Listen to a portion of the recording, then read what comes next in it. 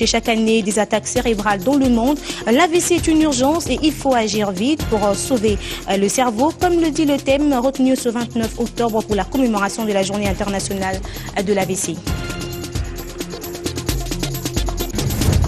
À Béni, c'est la valse des conquêtes qui s'annonce chez les FARDC. Une offensive victorieuse de 3 points stratégiques. Les villages de Nadu, Makembi et Jéricho tombent sous les coups des forces loyalistes qui se repositionnent et le récupèrent des mains à des alliés. Le point sur l'actualité, madame, monsieur, bienvenue à tous. Avant de développer les titres, sachez qu'Alan China, consultant au sein de Broadcast, sera l'invité de ce journal. Les FARDC à la conquête des positions perdues lors de la dernière incursion des forces négatives à Lubero dans le territoire de Béni, compromis par le commandant de l'opération Sokola à Nord Kivu. Les forces loyalistes ont pu récupérer cette nuit 3 points stratégiques à l'issue d'un affrontement contre les ADF. Il s'agit notamment de villages de Nadu, Makembi et Jéricho. Les détails avec Erika Smissi.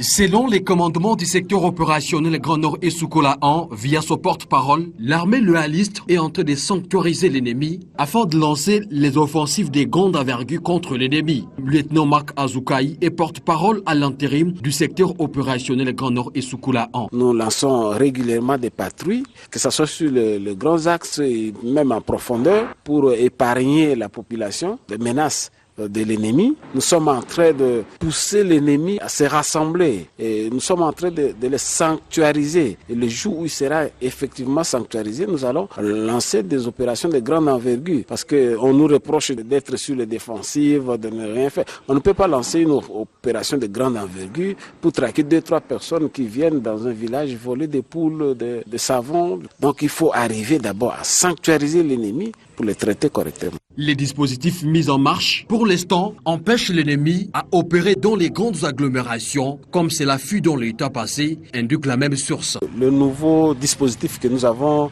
mis en place empêche l'ennemi d'atteindre les grandes agglomérations. Donc tout s'est passé dans la profondeur. Nadui, Jéricho et Makembi, ce sont des villages abandonnés qui étaient entre les mains de l'ennemi il y a longtemps et que nous avons réussi à conquérir. Pour l'instant, le FARDC contrôle la zone et les opérations de fuir se poursuivent. Et face à cette insécurité grandissante dans le Nord Kivu, la société civile de Lubero vient de monter au créneau à travers un ultimatum qu'elle lance aux autorités provinciales. 2 mois sur le délai butoir accordé par la coordination de la société civile au territoire de Lubero à travers son président Georges Moindo Kachongo pour mettre fin aux multiples formes d'insécurité dans cette partie de la République. Oui, il faut d'abord dire que ces 3 journées villes mortes ont été d'abord respectées par la population.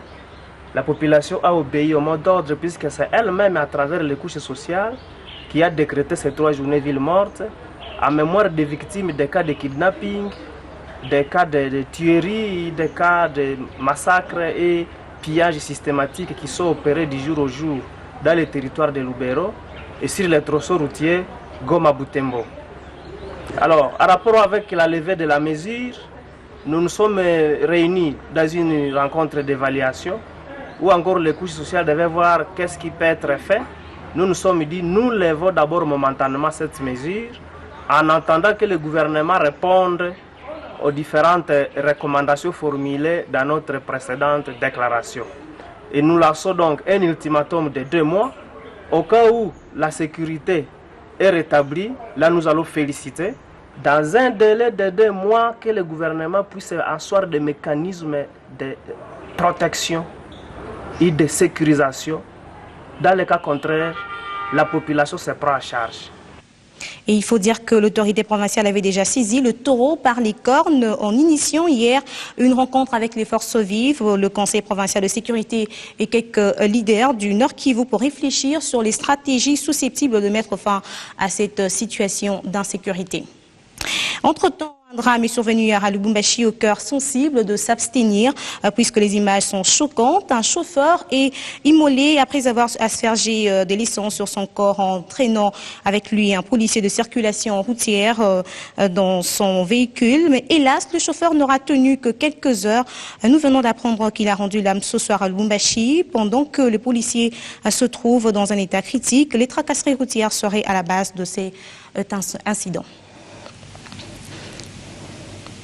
On va changer de chapitre. Les prochaines échéances électorales en RDC vont connaître une note particulière avec le nouveau mode de gestion qui est la décentralisation. De nouveaux administrés qui seront élus grâce à ce nouveau système de gérance. Les contours de cette symbiose devraient être bien compris par la population. Et le ministre en charge de la décentralisation et affaires coutumières était ce mercredi dans les communes de Massina et Limité, échangé avec les autorités de ces municipalités. Au Kinshasa, capitale de la RDC, avec une agglomération de près de 15 millions d'habitants, devrait également passer au nouveau mot de gestion, la décentralisation. Un nouveau système de gouvernance que devraient s'approprier les Kinois et les Kinoises. Pour ce faire, le ministre en charge de la décentralisation et affaires coutumières poursuit la vaste campagne de vulgarisation de la loi y afférente. L'étape de ce mercredi a touché les communes de Limité et de Massina. Les biens fondés de la décentralisation et les enjeux des prochaines échéances électorales ont été expliqués à la population. Parce que les gens comprennent que ce n'est pas la Constitution que ces entités décentralisées doivent être gérées par les animateurs élus, et que lorsque les gens comprennent qu'il est temps pour que la population, à partir de la base, puisse exprimer ses besoins en matière de développement, mais également s'autoriser sur le plan démocratique, la population dit non, allons directement aux élections. Un message capté par l'auditoire qui a réagi positivement à la portée de la décentralisation. Nous voulons être rapprochés. Nous ne voulons pas être plus loin d'une commune à l'autre, bien d'une collectivité à l'autre, bien d'esprit à l'autre. Aujourd'hui encore, je viens de bénéficier quelque chose auprès des ministres. Ce qu'il a dit, ça m'a beaucoup fortifié. Le bourgmestre de la commune de Limité se dit mettre tout en œuvre pour assurer une bonne appropriation de cette loi par ses administrés. Nous sensibilisons cette population en leur expliquant d'abord comment ils doivent être préparés à élire leurs propres dirigeants, notamment les conseillers communaux. Il y a une sensibilisation qui s'est faite, mais aussi en association avec certaines organisations de l'état civil telles que l'ASBEL et l'AIS de Kingabwa. Salomon Banamouéré compte élargir cet échange avec des populations d'autres communes pour une meilleure compréhension des contours de ce nouveau mode de gestion. Une mise en demeure vient d'être adressée par le Conseil supérieur de l'audiovisuel et de la communication à l'endroit de la radio-télévision nationale congolaise pour l'énième dérapage constaté à l'émission Congo Histoire par l'autorité de régulation des médias congolais. C'était au cours de la 45e session ordinaire de cette instance. On écoute à ce sujet le rapporteur de cette instance qui nous donne les grandes lignes. Les membres du Conseil supérieur de l'audiovisuel et de la communication ont décidé de mettre sous monitoring intense la RTNC, particulièrement l'émission Congo Histoire présentée par Lushima Njati. Et au cours de cette session, les membres du Conseil ont examiné les différents rapports venant du Centre de monitoring des médias congolais et ont décidé, conformément à la loi, de suivre la procédure en prenant une mise en demeure contre la RTNC, couplée d'une invitation au directeur de programme avec l'animateur de l'émission Congo Histoire pour venir présenter les moyens de défense. Et donc le Conseil supérieur de l'audiovisuel et de la communication, après l'instruction de ces dossiers, sera amené à prendre des décisions qui vont s'imposer. Déjà, le Conseil a écrit à la direction générale de la RTNC pour lui rappeler les engagements que la RTNC avait pris après la suspension de l'émission Congo Histoire au mois de février de cette année. La RTNC avait pris des engagements à la reprise de l'émission d'encadrer l'animateur Lushima pour éviter des dérapages. Mais le Conseil constate que cet engagement n'a pas été respecté parce que des dérapages ont encore été observés et donc le Conseil a décidé d'inviter le directeur de programme avec l'animateur pour l'ouverture d'une instruction concernant l'émission Congo Histoire. C'est par une note de satisfaction que s'est clôturé ce jeudi l'atelier d'harmonisation du protocole thérapeutique de la DGDA. Durant 10 jours, les professionnels de santé de cette régie financière venus de différents coins de la RDC ont réfléchi sur la mise en œuvre du guide thérapeutique. À l'issue de ces assises, plusieurs recommandations ont été formulées pour une bonne prise en charge des malades douaniers et leurs ayants droit. Fizamika. Un guide thérapeutique désormais sur pied pour les professionnels de santé de la Direction générale des douanes et accises. Grâce à cette acquisition, la prise en charge adéquate des malades ne sera plus un casse-tête pour cette régie financière. Ce document est un fruit des réflexions intenses issues des travaux d'harmonisation des protocoles thérapeutiques des 10 jours, clôturés ce jeudi sous la houlette du directeur général adjoint de la DGDA. Ce guide a été initié pour créer un climat favorable de travail au sein de cette entreprise. Ces assises ont le mérite d'avoir produit quelques résultats concrets, à savoir, primo, l'élaboration d'un guide thérapeutique harmonisé modèle DGDA qui s'inscrit dans la politique nationale en la matière. Secondo, la mise en place d'un comité thérapeutique national restreint qui veillera désormais au respect des recommandations et orientations formulées et qui en assurera le suivi et évaluation. Tertio, la réflexion menée sur le projet de mise en place d'une politique de prise en charge des malades au sein de la DGDA. Ce guide, qui renferme plusieurs recommandations, sera sans doute un outil indispensable dans l'amélioration du travail des agents et cadres de cette entreprise génératrice des revenus. Santé toujours avec cette sensibilisation des infirmiers du Congo par des experts du Conseil national des infirmiers sur la réglementation et la régulation de cette profession, une voie qui pourrait baliser le chemin pour la mise en place de l'ordre des infirmiers. Un système de réglementation moderne des soins de santé de qualité dispensés par des professionnels, c'est le contenu de la requête des infirmiers en République démocratique du Congo. Ce mercredi, un échantillon des infirmiers du Congo ont été sensibilisés sur la réglementation et la régulation de la profession infirmière.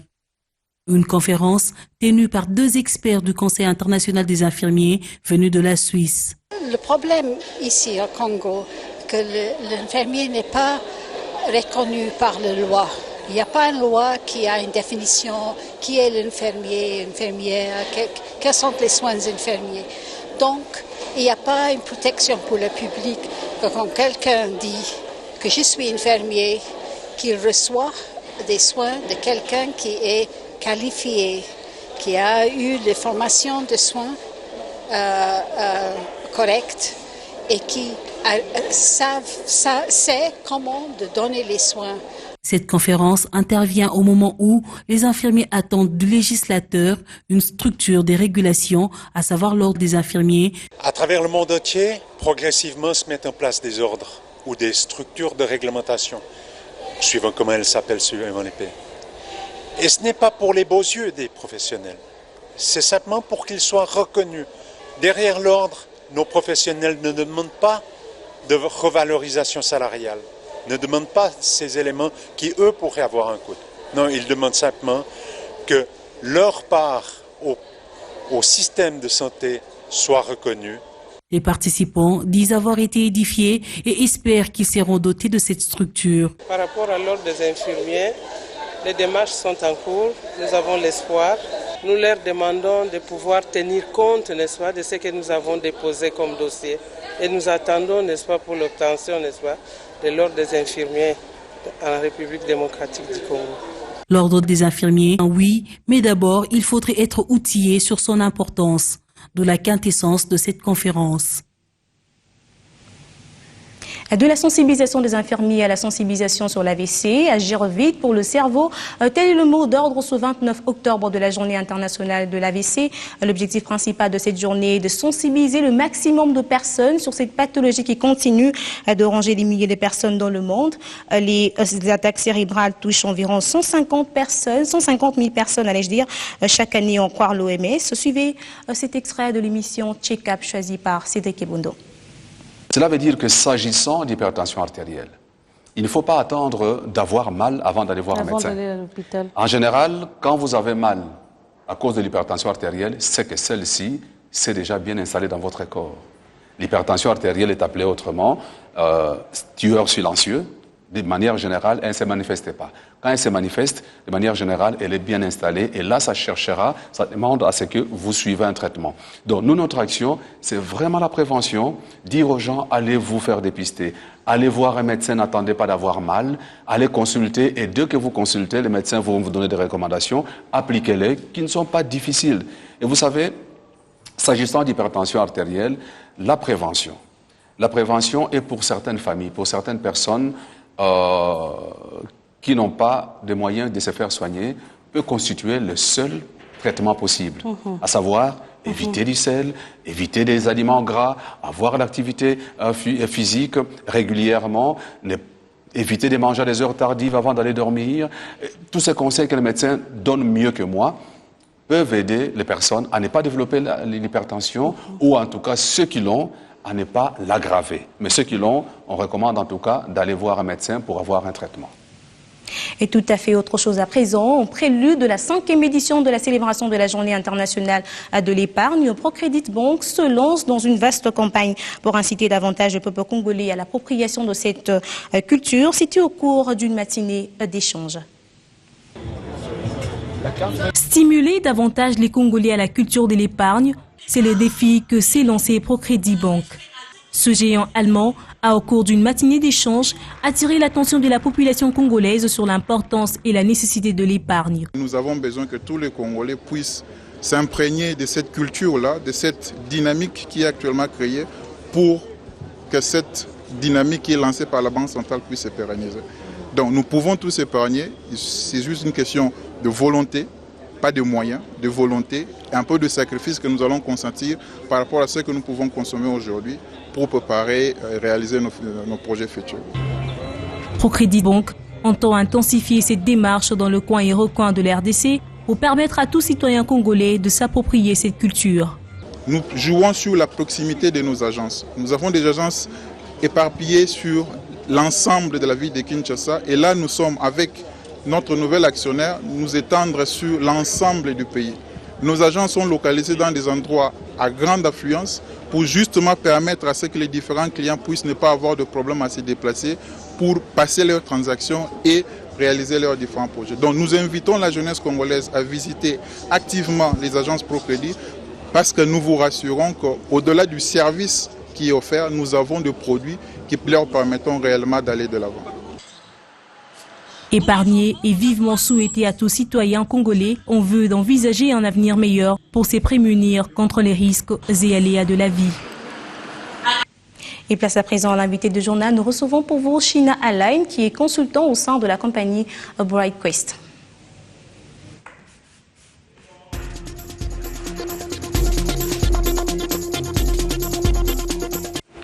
Invité du journal reçoit pour vous Alain China. Vous êtes consultant au sein de la compagnie BrightQuest. Bienvenue sur ce plateau. Merci. Alors pourriez-vous nous présenter brièvement votre structure? Bien sûr. Donc BrightQuest est une compagnie britannique qui assiste et conseille toute personne dans son parcours académique voulant continuer ses études aux États-Unis, en Angleterre ou au Canada. Donc pour ce faire, nous avons 3 services. Le premier service est l'orientation. Donc c'est-à-dire que nous orientons tout candidat dans son domaine de prédilection. Donc nous l'aidons à trouver vraiment le cours qui lui convient le mieux. Et donc on fait ça à travers d'un test psychologique. Et donc vraiment les résultats sont très précis, très poussés par rapport à vraiment faire ressortir le meilleur cours et la meilleure possibilité pour l'étudiant en question. Après ça, nous assistons toute personne dans l'assistance à toute personne par rapport à l'inscription universitaire. Donc nous restons vraiment avec lui dans toute la procédure d'inscription. Il faut savoir aussi qu'à BrightQuest, la procédure d'inscription est garantie à 100%. Donc tous les étudiants qu'on a pu envoyer à l'étranger jusqu'à présent ont été 100% garantis d'avoir l'inscription universitaire.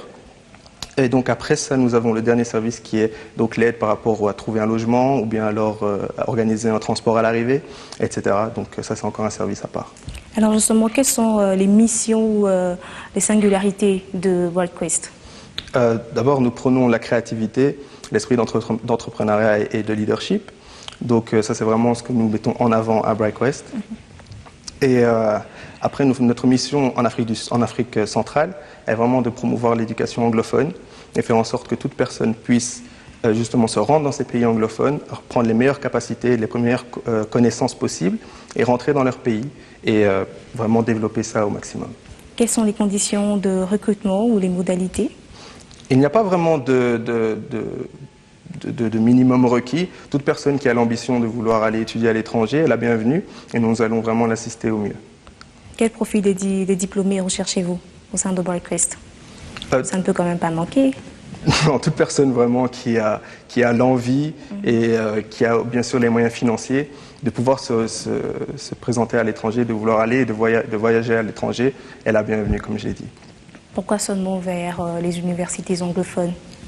Parce que les universités, on a pu considérer, voir que toutes ces universités anglophones en fait, étaient vraiment précises par rapport au bon développement personnel et intellectuel de chacun. Donc le système anglophone est divisé en deux grandes parties. La première partie, c'est la partie théorique. La deuxième partie, c'est la partie pratique. Donc c'est-à-dire partie théorique, donc c'est tout ce qui est suivre les cours, recevoir des connaissances. La partie pratique, c'est plutôt avoir un travail et donc avoir de l'expérience professionnelle. Et c'est vraiment possible dans ces universités anglophones de combiner les deux en même temps.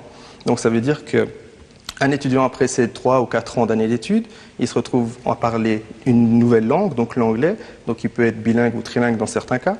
Deuxièmement, avoir eu une formation théorique vraiment avancée, et en plus de ça, avoir de l'expérience professionnelle, ce qui retrouve vraiment, c'est ce que les patrons vraiment recherchent à l'heure actuelle. Donc c'est vraiment ça qu'il faut faire. Qu'est-ce qui fait de BrightQuest une entreprise unique, particulière? BrightQuest est unique parce qu'on ne vise pas seulement à envoyer les étudiants à l'étranger, mais nous voulons déjà les suivre tout au long de leur cursus universitaire et même au-delà, et faire en sorte qu'ils puissent revenir dans leur pays et apporter justement ces nouvelles connaissances qu'ils ont pu avoir dans ces universités anglophones pour le bon développement du pays et faire en sorte qu'ils puissent vraiment contribuer à l'évolution du pays. On connaît comment ça se passe, généralement ils ne reviennent pas? Généralement, on a pu remarquer qu'en tout cas à BrightQuest, ils reviennent. Pourquoi? Parce qu'ils sont vraiment dans l'optique, ils ont vraiment bien compris que c'est pour amener quelque chose au pays de différent, de mieux, au fait. Donc, c'est-à-dire qu'ils prennent vraiment les meilleures compétences et nous, comme on est vraiment derrière eux, jour après jour, semaine après semaine, mois après mois, on reste derrière eux, on regarde, on fait en sorte qu'ils puissent vraiment développer leur potentiel au maximum. Et donc, une fois à la fin de leur cursus universitaire, ils puissent revenir justement, par exemple ici au Congo, en République démocratique du Congo, et donc développer ces nouvelles connaissances, ces compétences dans leur pays pour vraiment contribuer à l'évolution. Et s'ils ne revenaient pas? Ils reviendront. J'en ai eu l'expérience personnelle qu'ils reviennent tous à BrightQuest. On existe maintenant depuis 5 ans à travers le monde, et tous les étudiants africains qu'on a pu envoyer à l'étranger sont tous revenus jusqu'à présent. Donc voilà. Et pourquoi seulement faudra aller étudier à l'étranger? Pourquoi seulement à l'étranger? Parce qu'il n'y a pas des bonnes études ici au Congo? Si, bien sûr, bien sûr. Il peut y avoir des bonnes études ici au Congo, ça je n'en disconviens pas. Mais ça permet d'avoir une nouvelle créativité, une nouvelle ouverture d'esprit, voir de nouvelles personnes, créer des nouveaux contacts, avoir une nouvelle expérience, en fait, et justement amener ça, c'est ce nouveau dans le pays d'origine, justement. Alors, je vous laisse mettre la puce à l'oreille. Question d'inciter ceux-là qui souhaitent aller poursuivre leurs études à l'étranger. Oui, donc n'hésitez pas à venir à nos bureaux qui se trouvent au 59 Mont Virunga. Donc, c'est au centre interdiocésain. C'est le bureau 15 et 16. C'est dans les alentours de la Banque centrale. Donc, le numéro de téléphone, c'est le 104 plus 243 82 606 14 14. Il faut aussi également nous retrouver sur Facebook à BrightQuest Central Africa ou alors sur notre email adresse qui est central.africa@thebrightquest.com. Merci Alan China de répondre à notre invitation. Merci à vous. Je rappelle que vous êtes consultant au sein de la compagnie BrightQuest. Oui, voilà, tout à fait. On se retrouve juste après cette transition pour poursuivre cette édition d'actualité.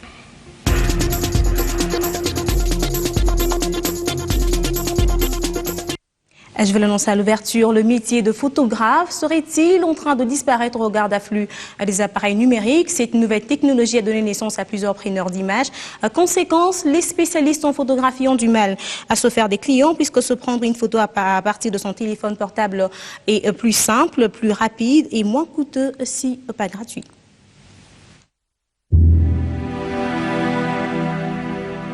Le miroir a beau être indispensable pour refléter fidèlement l'image, mais la photo a l'avantage de pérenniser l'état de l'image.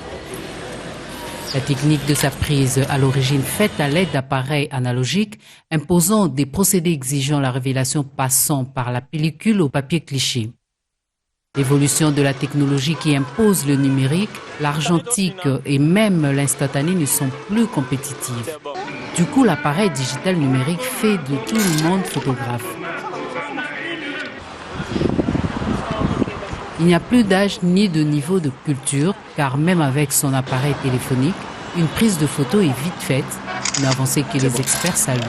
Ce n'est qu'une conséquence normale de l'évolution de la technologie. Nous sommes partis de la photographie argentique et l'évolution de la technologie a fait que nous en arrivons aujourd'hui à la photographie numérique. Donc il est évident et tout à fait normal que les gens préfèrent voter et qui offre plusieurs facilités. Avec la numérisation, on peut faire, admettons, je peux faire 2 ou 3 photos, je peux avoir la facilité d'aller directement développer les 3 photos là. Par rapport à l'argentique, parce que là, ça va vous demander à ce que vous puissiez terminer le film. Prendre une photo n'étant plus réservé aux seuls initiés, le métier de photographe serait menacé de disparition. Auparavant, photographe, c'est un désastre pour nous les photographes. Dans les faits, tout le monde use de son appareil numérique et ne nous laisse pas la possibilité de travailler. Il faut ça la cas nécessaire que aux hommes quelques images qui différencier là où Le monde évolue avec les nouvelles technologies. Je ne me retrouve plus et bientôt, à cette allure, je finirai par changer de métier. Aller voir un professionnel, ça demande non seulement de l'argent, en plus il faut un effort pour aller le chercher. Alors que quand vous êtes soi-même, c'est un peu plus facile. Là, j'ai la facilité de prendre des photos toute seule. Au lieu d'aller voir un photographe, de dépenser encore de l'argent. Quoique les bienfaits du numérique soient palpables, l'album photo demeure le livre qui permet de partager les émotions. Mais le réflexe pour le constituer s'effrite aussi. Je préfère me prendre toutes seule des photos. Mon album photo contient plus ou moins 1000 et quelques photos. J'ai un nouveau téléphone, j'ai 60 à 70 photos. Et fin de ce journal, je vous retrouve demain à 19h30 avec le même plaisir, celui de vous tenir au courant de l'actualité. Entre-temps, à 23h30, retrouvez Bibi Ngoa.